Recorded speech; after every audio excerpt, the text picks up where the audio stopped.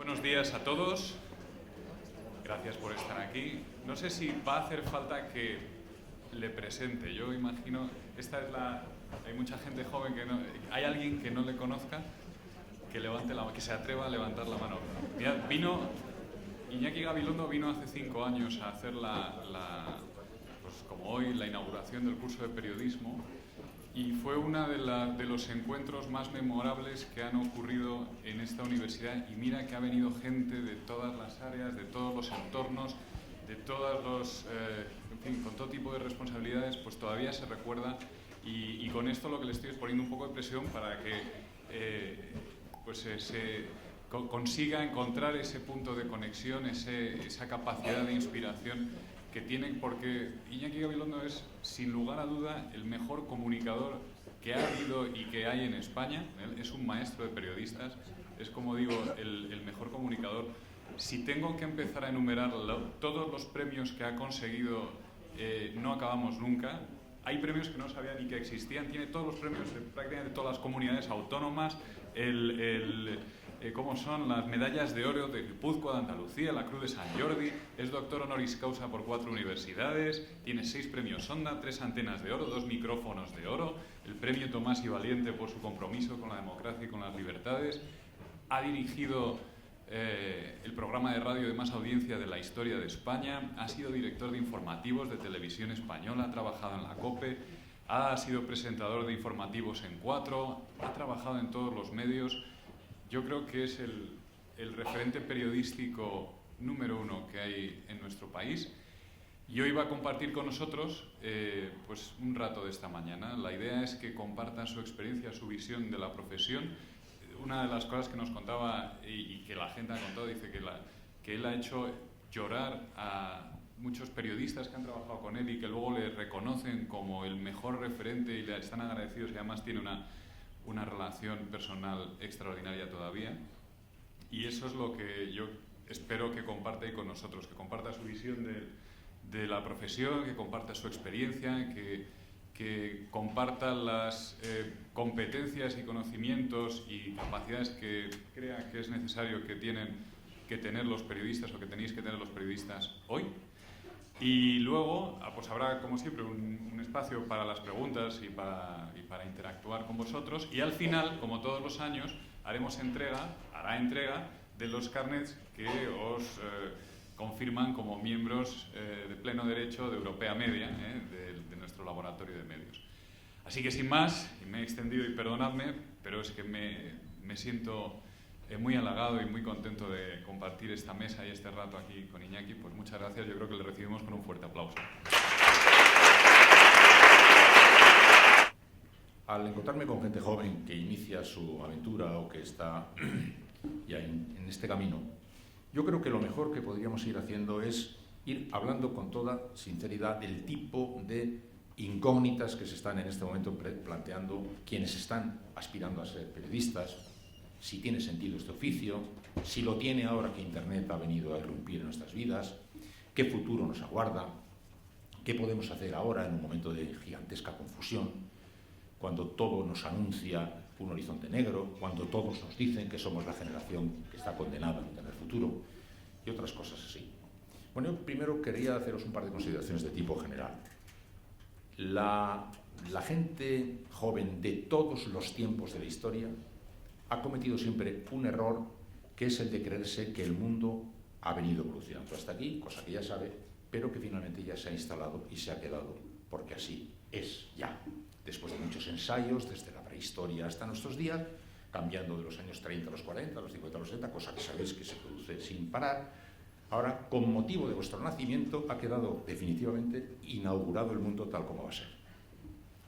Y en vez de saber que también continuará evolucionando como evolucionando vino, os detenéis, como se queda detenida, pues en fin, ante un hecho pavoroso, pues la vida, y entráis en pánico porque hacéis todas las cavilaciones y los pronósticos a partir de la estabilización de una realidad que no va a quedarse quieta. Por tanto, lo primero que os quiero decir es que entiendo que os creáis que esto es el mundo y así va a ser, y entiendo que, puesto que creéis que así va a ser, tengáis la intención más natural de una persona inteligente, que es la de tiraros por la ventana y quitaros del medio sin motivo.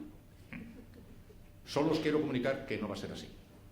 A lo mejor va a ser peor, a lo mejor va a ser mejor, pero lo que no va a ser es así.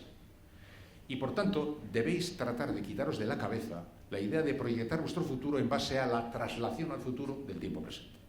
Cosa en la que os ayuda, de manera para mí inexplicable, la gente adulta, sobre todo la gente de la política, que comete el mismo error y dice: en el año 2060 habrá en España medio hijo por cada mujer, los ancianos serán el 97%. ¿Qué están haciendo? Tomar el tiempo presente, dejarlo votar sin moverlo y encontrárselo en el año 2060 para hacer los pronósticos. Ah, pero no pensáis hacer nada desde aquí al 2060, no pensáis introducir ninguna novedad. No va a haber cambios de ningún tipo, no va a haber actuaciones, hechos, omisiones, apariciones de nuevas realidades.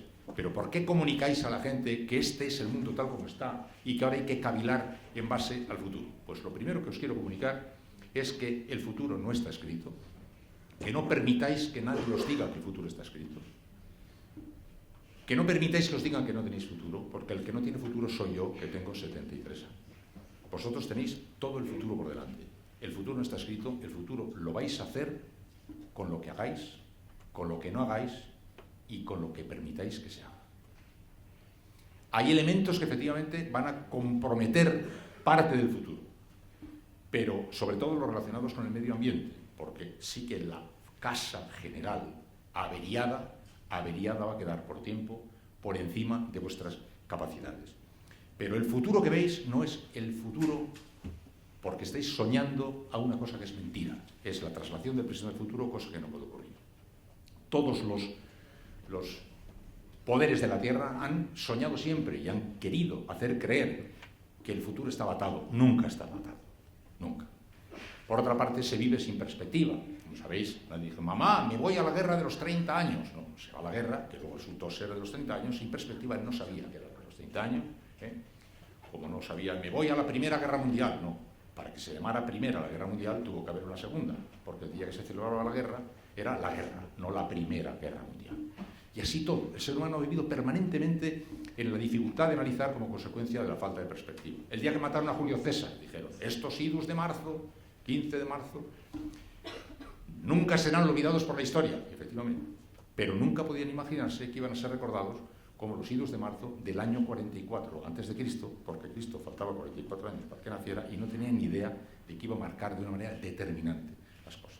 Por tanto, para enfrentaros con vuestro presente, vuestro futuro, vuestro trabajo y vuestros sueños de futuro, lo primero que tenéis que hacer es tratar de entender que vivís en la coyuntura, pero no podéis vivir para la coyuntura, ni la coyuntura va a ser la que resuelva todos o la que maldiga todos vuestros problemas. Claro está que cada uno de vuestros actos, ya desde hoy, va a ir jugando la construcción del futuro. Pero no permitéis que os digan que el futuro está escrito, porque el futuro no está escrito. Es lo primero que os digo. Cosa que yo lo digo con la intención no de animaros, pero que debe animaros, porque si el futuro estuviera escrito, entonces os digo, mi consejo sería: señores, haceros el favor de haceros el harakiri todos juntos, ser una juerga estupenda, y dejemos ya de perder el tiempo aquí esta mañana. Pero no es así. No es así. Tenéis futuro, no sé cuál es, lo vais a tener que hacer y lo vais a tener que construir. Primero, que os tenéis que meter claramente en la cabeza. Segundo, respecto al periodismo. Os quiero quitar de encima 4 o 5 equivocaciones que pueden perturbaros respecto a vuestra propia convicción profesional. El periodismo ya no tiene sentido. No tiene sentido, puesto que ahora cualquiera, desde cualquier lugar de la Tierra, hace de periodista y te manda esta noticia por aquí, te manda esta noticia por allí. ¿Qué sentido tiene ya en este momento, por tanto, este oficio? Ese es un pensamiento que duró un año aproximadamente, estuvo un año en vigor más o menos, hasta que al cabo de un tiempo se descubrió que no, que justamente no, que justamente lo contrario, que como tantas veces se ha comprobado, en las inundaciones lo primero que escasea es el agua potable. Es verdad, Yo he dado muchas noticias de inundaciones y la primera petición que se hace es de agua. En las inundaciones lo primero que escasea es el agua potable. En las inundaciones de información, como las que se producen como consecuencia de la de Internet, lo primero que escasea es la información potable. No se sabe dónde está el agua potable. No solamente no es verdad que no sea necesario ya el periodismo, sino que va a ser más necesario que nunca, porque alguien tiene que asegurarle a la sociedad dónde están los pozos de agua potable. Pozos de agua potable que naturalmente no van a tener que ver a lo mejor con los pozos que hoy consideramos de agua potable. A lo mejor en ese futuro del que hablo no existe el New York Times, ni El País, ni la cadena SER. A lo mejor lo que existe es una cosa que has creado tú, que estás en la primera fila vestida de rojo, con dos amigos tuyos, y que habéis construido una unidad de solvencia, que es una bandera de solvencia, que se mueve por allí y que la gente busca porque se la cree, porque sabe que hay agua potable ahí. Claro está, el papel se ha venido abajo.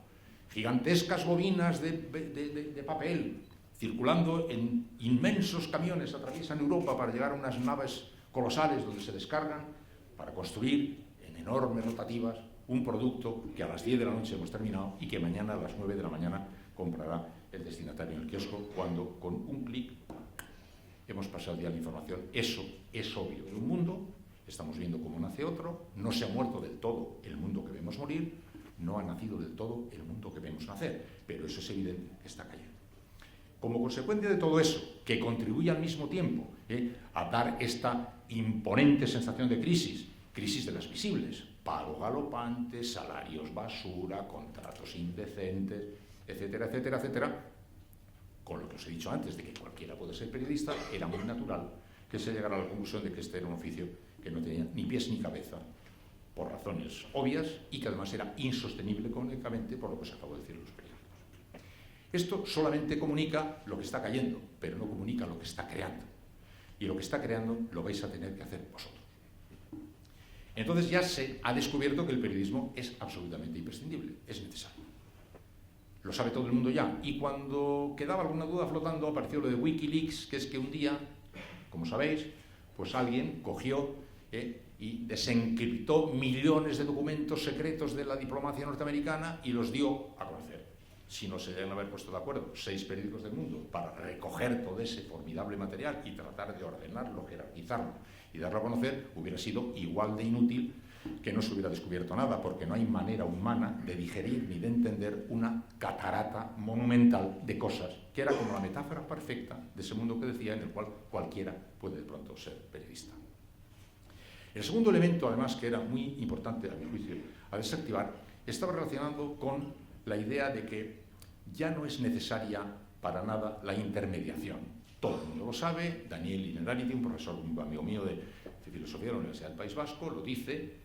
La intermediación, los intermediarios, entre yo que tengo una cosa que contar y tú que vas a oírla, no necesitamos un intermediario, va a ser un periódico, una radio y tal. Eso ha quedado completamente obsoleto a través de Internet y por eso, pues ninguno de estos elementos de intermediación vale. Lo que vale es mi intercomunicación con mi red de amigos, donde está mi acto de confianza. Tú no me haces absolutamente falta para nada, yo lo argumento como antes decía.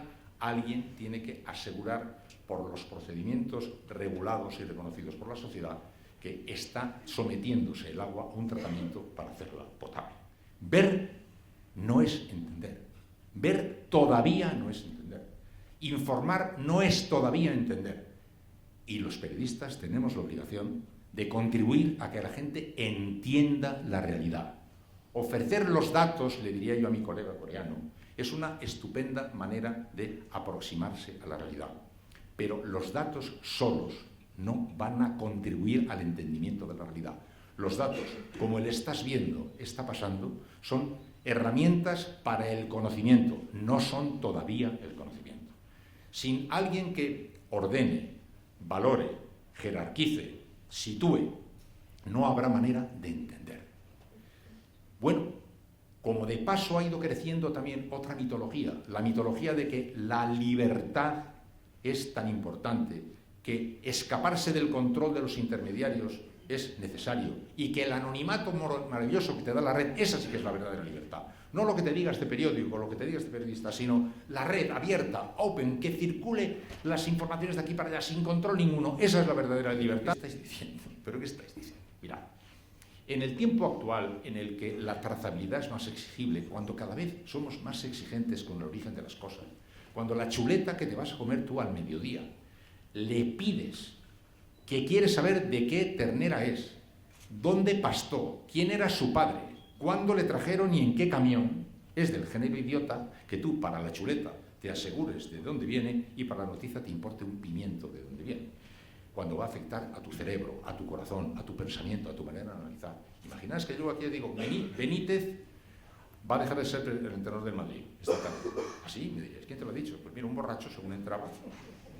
Estaba ahí, al lado del taxi, estaba venga a vomitar y tal. Y entre arcada y arcada me lo ha dicho. Y dirá, bueno, ¿y eso qué es? Digo, no sé. Eso es algo que ha dicho este señor. Y dice, no, pero ¿quién es ese señor? Empezamos ya a acercarnos a lo que yo os quiero decir. La necesidad imperativa de, en este aparente gran escenario de libertad, que es un gran escenario de libertad, queden resueltas y digeridas las cosas que necesitamos para entender nuestra vida, porque eso no es así. Eso necesita, exige un específico control, porque afecta a nuestra manera de pensar, porque yo voy a través de lo que oiga a cambiar mi manera de pensar, porque a lo mejor esta tarde en un bar voy a discutir defendiendo unas ideas que no tenía y que se las he oído a alguien. Es imprescindible saber a quién le has oído esa noticia. Ya, pero si ese me la cuenta, me la contará desde su ideología. Si ese me la cuenta, me la contará desde su ideología. Sí, en la heterogénea variedad de la vida, cada ser humano con sus puntos de vista aparecerá introduciendo sus puntos de vista ante ti. Pero la circulación libre de las cosas, esa necesitará, para que tú puedas otorgarle confianza, que te dé el certificado de trazabilidad donde procede, porque si no, no ocurrirá. Y entonces, lo que se está viendo es cómo se van desarmando las antiguas viejas estructuras, cómo se van construyendo nuevas estructuras que no sabemos todavía cuáles prosperarán. Cuando tengáis unos pocos años más, recordaréis esta conversación y diréis, fijaros, lo mismo que ahora, entre las 50 empresas más importantes de la Tierra, creo que hay 25 que hace 30 años no existían. A lo mejor dentro de 20 años, 15, estáis reunidos trabajando y diréis, todos aquellos gigantescos, colosos medios de comunicación no se han muerto, o quedan dos que se han adaptado. Sin embargo, ha nacido esto y ha nacido el otro. Y hemos creado estructuras que se necesitan apoyar siempre en el mismo principio, el de la credibilidad, el de la solvencia, el de la autoridad que nos sea concedida. No la autoridad que tenemos, la autoridad que nos sea concedida. Bien, con estos elementos que os cuento, quiero situaros ante el recorrido que quiero que conduzca a el sentido que tiene la necesidad de entender lo que pasa. ¿Por qué tenemos nosotros sentido como profesión? ¿Para qué hemos nacido nosotros? ¿Nosotros qué pintamos en esta fiesta? ¿Sabemos para qué sirve un médico? ¿Para qué sirve un bombero? ¿Para qué sirve un periodista? El periodista es una especie de señor que cuando los demás se van por la mañana a trabajar, bueno, o a intentarlo, se queda de guardia para que cuando vuelvan alguien haya estado vigilando la realidad social para contarles qué pasa y para contarles qué tal se han portado los que mandan con los elementos que les hemos dado y que son nuestros. A los soldados les hemos dado unas escopetas que son nuestras, al poder le hemos dado un poder que es nuestro, y alguien se queda de guardia para que cuando vuelvan los demás de trabajar les diga, oye, mira, por cierto, Mari Carmen ha dado a luz, Luisito, tal, pero el del poder os está robando de una manera sistemática. El de la escopeta se cree que es suya. Es decir, un enviado especial de la sociedad al control del poder, no un enviado especial del poder al control de la sociedad. ¿Para qué tenemos nosotros sentido? Tenemos nosotros sentido para que tenga sentido la libertad de los hombres. Para que tenga sentido, para que se pueda ejercer. Mirad, cuando tengáis dudas de por qué tiene la sociedad necesidad de que alguien le cuente con solvencia lo que está pasando, tendréis que remontaros a algo que puede pareceros muy teórico, pero que es la verdad. En la historia de la humanidad, durante muchísimo tiempo, vosotros hubierais sido una sombra gris, anónima. La gente, el pueblo, la gente. Nosotros mandábamos, decidíamos. Si éramos muy malos, para nuestro interés. Y si éramos muy buenos, pensando en vosotros, pero sin vosotros. Un buen día alguien descubre la Declaración de Derechos del Hombre, luego la Declaración de Derechos de la Mujer, que tú eres un ser humano individual con derechos. Tú. Ya no eres miembro de la sombra solo, sino un ser individual con derechos. Eso ocurre, como sabéis, a finales del siglo XVIII. Que se decida eso es bastante notable, porque hasta el momento estábamos trabajando para vosotros. Ahora estamos trabajando con vosotros porque tú tienes derechos y nada de lo que te afecte va a poder hacerse sin contar contigo. La Declaración de los Derechos Humanos viene más o menos a decir eso. Querida, pasas a ser un ser individual dotado de derechos. A partir de ahora, cuanto te concierna, va a hacerse contando contigo. Como no vamos a poder hacerlo uno detrás de otro, pues sois un montón, elegid un representante que venga en nombre de todos, pero que venga en nombre de todos para que pueda quedar de manifiesto que no se puede hacer nada que os concierna sin contar con vosotros.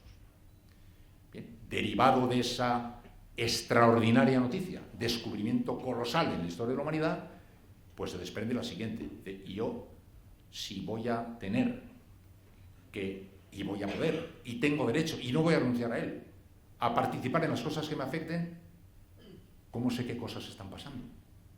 ¿Cómo voy a tener yo criterios si no sé qué pasa? ¿Me tendrá alguien que contar qué pasa para que yo pueda saber qué tengo que hacer en defensa de mis intereses? Y de una manera natural, como se vertebra de la manera más automática y espontánea, surge la necesidad de una actividad que le cuente a la gente lo que pasa, para que cada cual pueda desarrollar su particular punto de vista sobre las cosas y para que pueda, por tanto, ejercer como ciudadano su papel de miembro concernido por la sociedad. Bueno, voy a decir, esto es muy teórico. No, esto no es muy teórico, esto es absolutamente nada teórico. Los que tenemos alguna edad sabemos lo poco teórico que es. Cuando Franco se murió yo tenía 33 años. Ahora me parece a mí muy poca edad. A vosotros debe parecer la pera. Tenía 3 hijos, 33 años y 3 hijos. Era un adulto. Cuando mis hijos me decían a mí, ¿eso qué es lo de la democracia? Eso es una cosa que hay partidos políticos y tal. No. Lo de la falta de libertad no es que no haya partidos políticos, es que no puedes leer los libros que quieres leer, es que no puedes ir a ver las películas que quieres ver, es que no puedes amar al que quieres amar, es que no puedes pensar lo que tienes que pensar, es que no puedes creer en lo que quieres creer, es que no puedes reunirte con quien te quieras reunir, no lo soportaríais una semana. Por tanto, la conquista de una situación en la que tú decides, fíjate, hay una frase muy buena de Curso Malaparte que decía, en una dictadura lo que no es obligatorio está prohibido.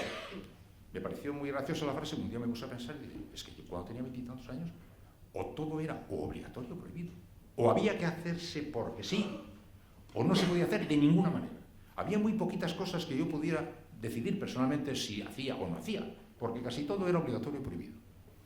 De pronto, lo que ocurre cuando llega este tiempo, que queda inaugurado, como digo, en ese momento de la historia, lo discrecional se ensancha. A partir de ahora hay cosas prohibidas, hay cosas obligatorias, y hay un montón de cosas que no están ni prohibidas ni obligatorias y que vosotros vais a decidir en nombre de vuestra libérrima voluntad y con vuestro conocimiento. Y la anchura de esa libertad, que es imprescindible, va a depender también de vuestra capacidad de gestionar ese ámbito de libertad.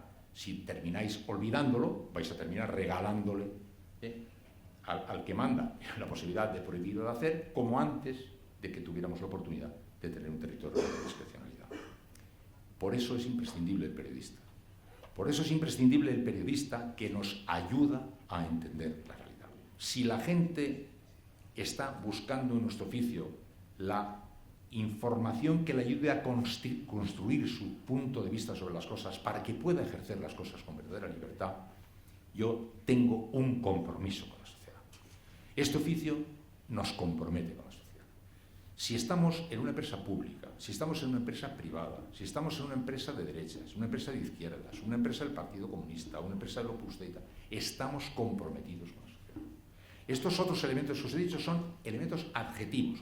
Los sustantivos son nuestro compromiso con la sociedad. Nuestra matriz sustancial es nuestro compromiso con la gente. Por eso es muy importante que en este tiempo, que a vosotros os parecerá tiempo perdido, hagáis mucho músculo con vuestra convicción del papel que tiene este oficio. Ahora vivimos en la sociedad en la que todo parece estar relacionado con la tecnología, incluso si se convoca en algunos libros escritos. Si mañana se dice Semana del futuro del periodismo, sabéis que se va a hablar de cacharritos y de prensa.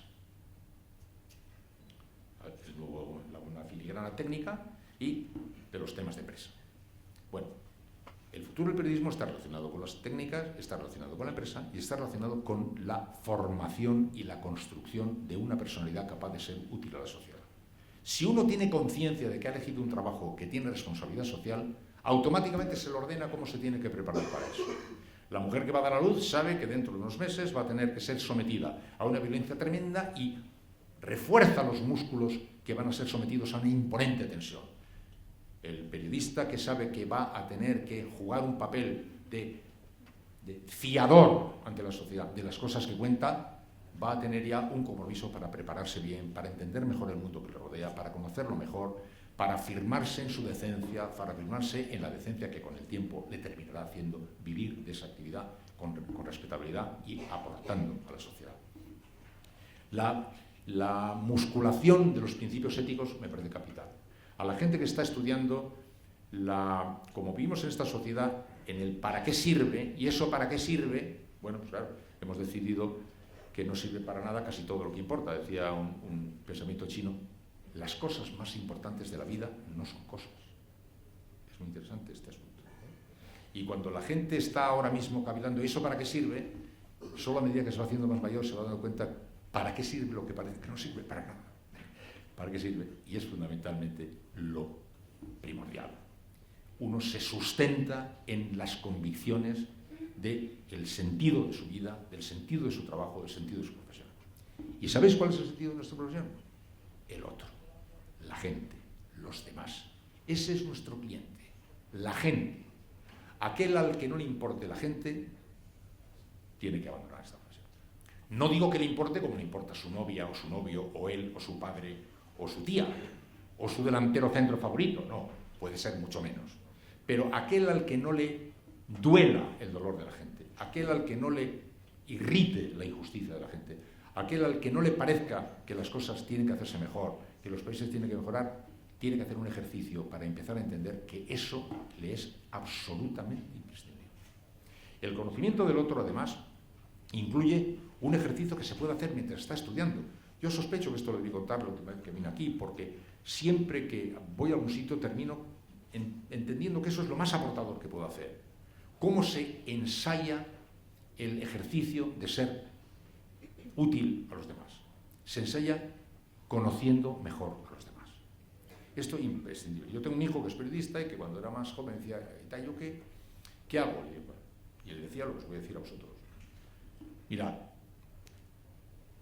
en Madrid hay audiencias públicas y dejan entrar. Hay hospitales y dejan entrar. Hay campamentos de gitanos, se pueden visitar. Hay mundos enteros que tenéis oportunidad de conocer para conocer mejor al otro.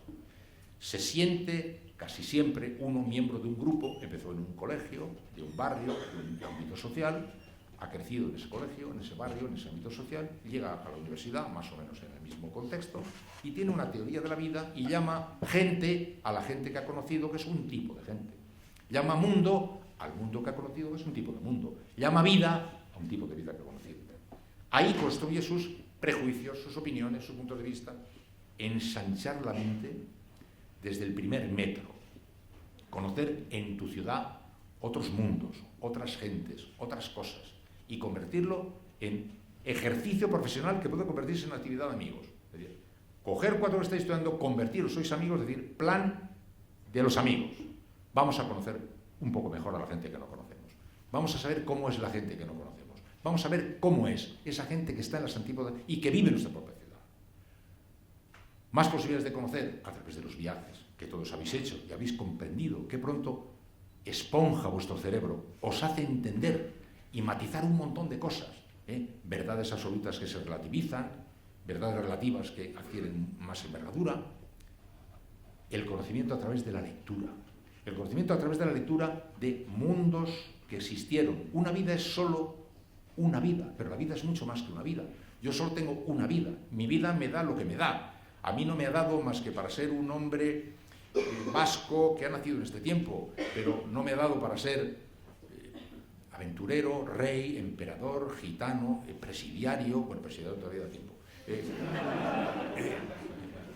asesino, víctima, santo. Bueno, por lo tanto yo tengo una leve visión de la anchura de banda que la vida otorga, porque es mi vida la que utilizo como referencia. Los libros nos permiten comprender la anchura de banda que la vida permite.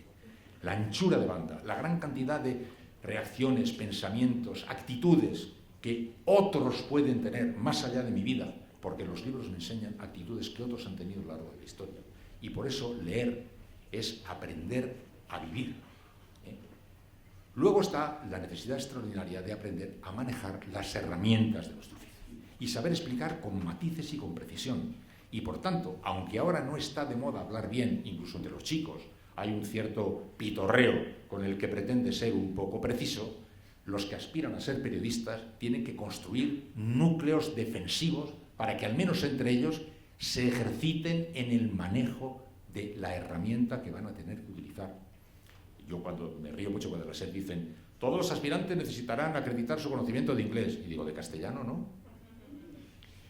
Porque de inglés no se comandan, pero de castellano, su sujeto, su verbo, su complemento indirecto.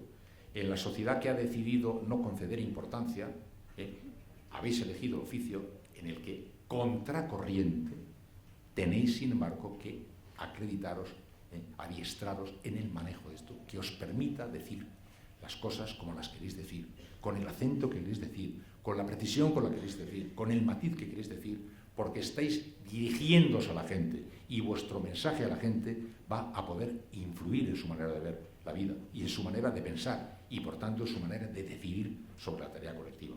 Tenemos un oficio, por tanto, mucho más rico de lo que parece y que debe ser, como digo, sostenido desde la más profunda convicción, sin caer en idolatrías simplificadoras.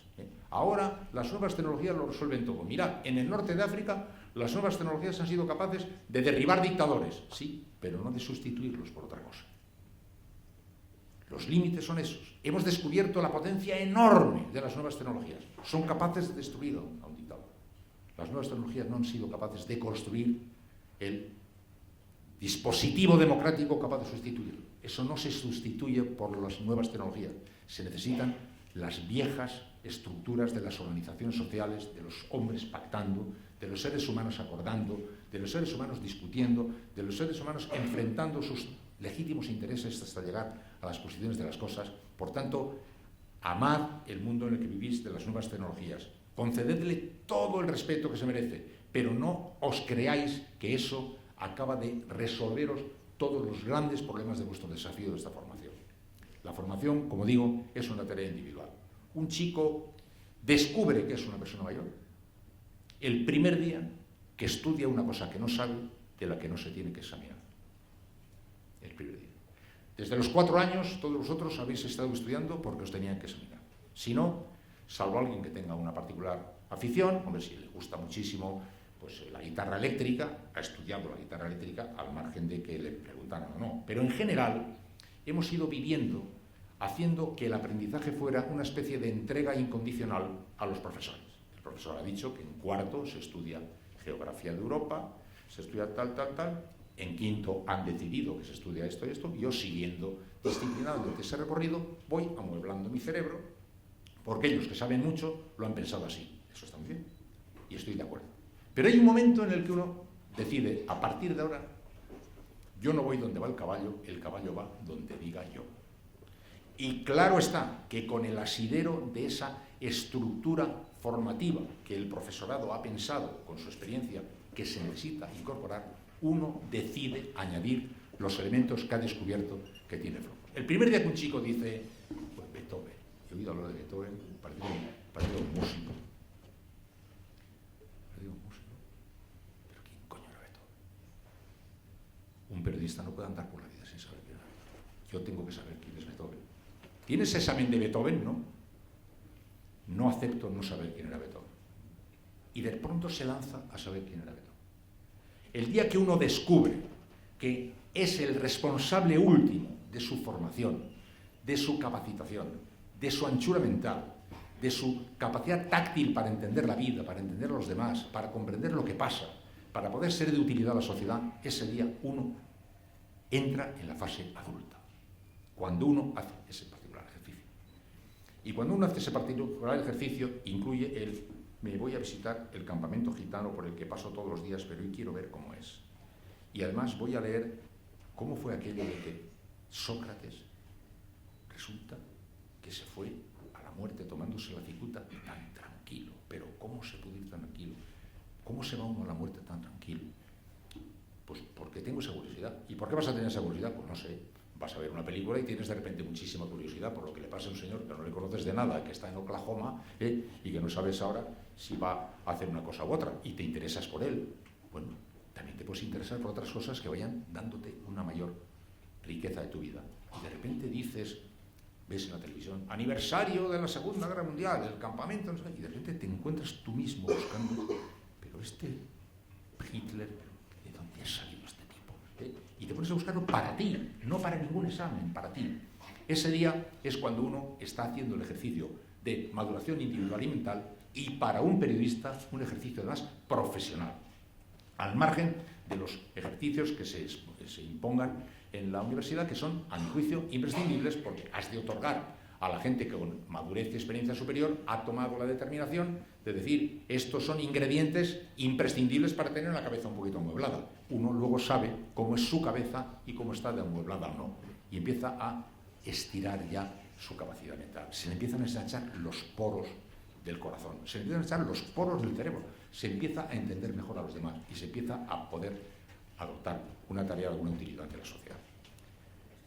Diréis, bueno, esto está muy bien, pero ¿a través de qué herramientas? Si a los periódicos no contratan, si el radio no contratan, si al que le contratan no le pagan, si al que le pagan una mierda, si al que le pagan lo echan al día siguiente, porque os comunico, eso sí, que habéis tenido la fatalidad de vivir como el 99% de los hombres y mujeres de la vida han vivido, en un tránsito de un tiempo a otro. A mí siempre me ha dado mucha envidia la gente que ha habido en la historia, que nació, creció, se desarrolló y murió en un mismo contexto sin cambios de ninguna naturaleza y así vivió apaciblemente. Debía ser muy sereno aquello, levemente aburrido. Hay un hombre que fue el arquitecto de Hitler que decía, cuando un día yo me di cuenta que, educado como fui en la burguesía prusiana del siglo XIX, donde todo estaba claro, donde el hijo del médico, pues el médico era hijo, su padre, todo está claro, ¿cómo se arregla uno ahora que todo esto está cambiando? Sí, esa sí que es una particularidad grande. Estamos en el centro de un terremoto. Lo que se diga, lo que se vaticine, lo que se pronostique, está sujeto a muchas variables, porque el mundo se está moviendo a una gran velocidad. A tan gran velocidad que yo, que por ejemplo siempre he sabido que la Tierra gira alrededor del Sol, no sé cuántos miles de kilómetros, ahora a veces lo siento. A veces noto que esto va a prisa que corre y vuela. Y claro, como corre y vuela, hay elementos que naturalmente uno no puede sujetar. Lo que hoy valía no vale mañana, los medios no valen, las empresas no valen. ¿Cómo nos vamos a sostener en el mundo? ¿Qué vamos a hacer? No sé qué vais a hacer, pero lo vais a hacer. Como toda la vida se ha hecho. No sé qué vais a hacer, pero lo vais a hacer. Tenéis solamente primero que convenceros de que lo tenéis que hacer. Bueno, por de pronto habéis debido llegar a ese convencimiento hace algún rato, tal como están las cosas, vais a tener que hacerlo, pero lo vais a hacer. Ahora, como además sois hijos de vuestros padres, que se criaron en la época en la que los trabajos tenían estabilidad, etc., ellos os transmiten el pánico que sienten al percibir que se muere lo que era para nosotros la gran verdad, estar en nómina, un trabajo estable. Claro, ahora trabajo y estable son dos cosas que no tienen absolutamente nada que ver, no hay ningún trabajo estable. Dice, estamos en una etapa de una enorme cuesta arriba. No, las cuestas son para subir y para bajar, no hay ninguna cuesta que solo sea para subir, solo que estamos ahora viviendo en el centro de un cambio que nos ha producido un gran pánico, que además las generaciones adultas lo perciben con estupefacción, que trasladan a vuestros chicos y que no estáis viendo cómo es al tiempo un tiempo lleno de posibilidades. Eso sí, sin hacer. Ese es el único pequeño inconveniente que tiene, que no son posibilidades que están sin hacer, pero las vais a hacer, naturalmente que las vais a hacer, sin la más mínima duda. Lo que sí os comunico es que la actividad que habéis elegido tendrá sentido, que la actividad no se habrá muerto, que la actividad se habrá transformado y que la habéis transformado vosotros, porque esta es otra, esta es una actividad que tiene un nombre, pues es polisémico, periodista, es un término polisémico. Bueno, hay periodistas y periodistas. Hay gente que se cree que hace periodismo sentado en una mesa con 4 más, hablando de a quién se ha tirado la hija del peluquero, el novio de la torera que se fue un día a la tarde por allí. Bueno, vale. Sirve para muchas cosas este nombre. Bueno, pero el oficio que yo digo conectado con la necesidad que tienen los seres humanos de entender su papel en la sociedad, ese tendrá sentido siempre. La gente buscará siempre referencias de solvencia. las buscará siempre y cada vez con más necesidad, porque cuanto más aturde el enorme estruendo de todo lo que llega, más necesidad se tiene de buscar las referencias de estabilidad. Luchar para ser una referencia de estabilidad. Luchar para serlo, solo o en compañía de otros. Construir realidades que tengan solvencia. Lo mismo me da que sea porque sois los que mejor hacéis la cartelera de espectáculos de Chamberí, que los que hacéis la mejor información sobre el proceso que se puede estar viviendo de transformación en China. Los ámbitos son la vida entera, pero ahí hay que acreditarse con solvencia. Vais a disputar con el mundo entero, en un espacio, pero todo el mundo va a encontrar las vidas como las está encontrando ya, porque las líneas de búsqueda de solvencia no paran. No, yo soy del Madrid, yo leo tal, esa es una referencia de solvencia. Yo oigo este producto radiofónico, o yo no oigo este producto radiofónico, o sí oigo este programa de televisión, o yo sigo aquel, y hay un blog que yo sigo, y hay un grupo de tíos que han creado una unidad, y hay un tal. Esas son las señales que van a componer el futuro y que vosotros vais a construir. Al tiempo, tampoco van a morir juntas todas las estructuras que hemos conocido. Se transformarán, se adaptarán, unas morirán, otras no morirán, se adaptarán. Y os encontraréis de pronto con un mundo completamente diferente al que habéis conocido, pero no con el páramo desértico que en ocasiones os parece ahora que hay. No hay un páramo desértico. Quiero deciros que habéis elegido la profesión más bonita del mundo. Os lo creo, en serio. Es la profesión más bonita que hay en el mundo. Yo he tenido la suerte infinita de estar durante años haciendo un programa de radio como quien está en un mirador, viendo cómo cambia el país, cómo cambian las cosas, cómo están produciendo esos acontecimientos, conociendo a personas, conociendo situaciones, acertando, equivocándome, metiendo la pata, viviendo el tic-tac, el palpitar extraordinario de lo que es la vida, la sociedad, los días que se suceden. No hay nada más bonito que eso. Pero hay que formarse y consolidar, como digo, unos grandes principios éticos. Con esto quiero terminar y luego estoy a vuestra disposición. La ética, hasta hace pocos años, era una especie de elemento ornamental con el que se solía acabar estas conferencias. Sí, ya sabéis, los americanos siempre empiezan haciendo un chiste y terminan contando un chiste. En España la tradición era siempre hacer al final una especie de... Perfumemos esto con aromas éticos, ¿no? Como cuando Arguiñano dice, y ahora un poquito de perejil. Bueno, la ética era eso. Después de hablar de la jungla en la que vivimos, alguien se ponía cursi, echaba un toque poético y decía, la ética, los principios. No. La ética, ahora yo la convierto no ya en un elemento ornamental que es bonito y es necesario, sino el único elemento que garantizará su futuro. Hasta el momento se ha podido vivir de este periodismo jugando sin principios éticos, en muchos casos. Casi nunca, muchísimo tiempo, pero se ha podido jugar. Cada vez va a ser más difícil, porque la enorme tromba de agua hará necesaria la búsqueda de agua potable, donde se exigirá de una manera inclemente, sin misericordia, la existencia de la decencia y de los principios éticos.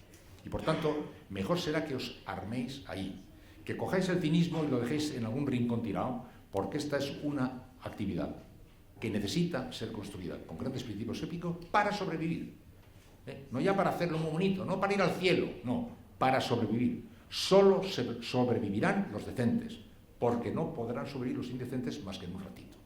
Quedarán desenmascarados, porque hay demasiada competencia, hay demasiada realidad. Tu mentira puede ser desenmascarada dentro de 10 minutos. Tu falsedad puede ser destripada por otro sitio. El juego limpio va a ser imprescindible y a mí me parece muy bien, porque yo he creído siempre que eso era muy necesario y ahora además considero que es sine qua non, es como el oxígeno. Y bueno, y eso, y decir que para nosotros esto que os puede resultar más o menos así vaporoso, la democracia, los derechos del hombre, son nuestra razón de ser. Si no hubiera democracia, los periodistas tendríamos que convertirnos en un ejército armado que luchara por la democracia, aunque solo fuera para tener clientes. Sin democracia no hay periodismo. Sin periodismo no hay democracia. Por tanto, la democracia y el periodismo están tan comprometidos el uno con el otro que la preocupación por la salud democrática de un país es determinante para que nuestro oficio tenga futuro y no tenga futuro. Mientras los hombres se crean su dignidad, mientras los hombres se crean su derecho a formar parte de una sociedad como gente libre, reclamarán la existencia de que le ayude a entender el mundo que le rodea. Ahí estaremos nosotros, con nuestra formación cada día más fuerte porque nos hemos tomado muy en serio hacerla, con nuestra capacidad de entender al otro a través de los libros, los viajes, el conocimiento de las cosas, a través de nuestra capacidad de manejar mejor las herramientas, las tecnológicas, las del idioma, las de los idiomas, ¿eh?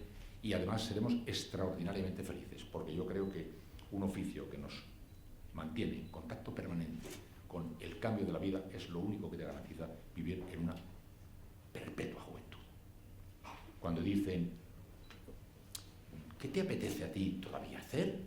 Pero ¿qué quieres hacer? Digo, queridos, el programa de mañana es tan nuevo para mí como para ti. El día de mañana es tan nuevo para mí como para ti. Lo estreno yo tanto como tú lo estrenas. Soy igual de joven que tú ante el día de mañana. Soy igual de novato ante el día de mañana que tú, ante las noticias de mañana que tú. Por tanto, vivir esa conciencia del tic-tac del día a día, del tic-tac del corazón es fundamental. Pero digo, no olvidéis los elementos constantes. Que no os engañe el espejismo de que el tiempo que corre destroza todo. Hay elementos estables. Mirad, el ritmo del corazón, tic-tac, tic-tac, tic-tac del corazón, no ha cambiado mucho desde el Pleistoceno hasta aquí. El que andaba con el Diplodocus corriendo, perseguido por el Diplodocus con el corazón desbocado, estaba aproximadamente al ritmo de desboque que el que está ahora corriendo los 100 metros lisos en los Juegos Olímpicos. El mundo ha cambiado muchísimo, cambiará muchísimo, pero el ritmo del corazón del hombre, que cambiará también seguramente, yo no lo sé, los médicos me dirían, ha cambiado, en una pequeñísima banda. Hay elementos estables que hoy, dentro de 10, de 30, de 40 y 50, son verdad. Bueno, pues la decencia es uno de esos elementos estables. Y la formación es uno de estos elementos estables. Así que si queréis apostar por lo seguro, hacer las apuestas del ahora mismo, que a lo mejor la coyuntura las pone patas arriba, pero si queréis hacer apuestas de largo recorrido, una buena formación, unos sólidos principios y una sensibilidad para entender al otro es garantía de absoluta estabilidad. Cuando tengáis mi edad y habléis ante un auditorio de gente joven, le diréis, todo ha cambiado mucho, pero esto que nos dijeron hace 40 años sigue estando exactamente en vigor. Y así como uno que decía, yo creo que todos los mandamientos se resumen en uno, no molestar, porque en el fondo yo creo que ese es el único mandamiento. O sea, todos los demás pecados son robar, asesinar, son maneras de molestar, un poco más agresivas, pero no molestar, no molestar.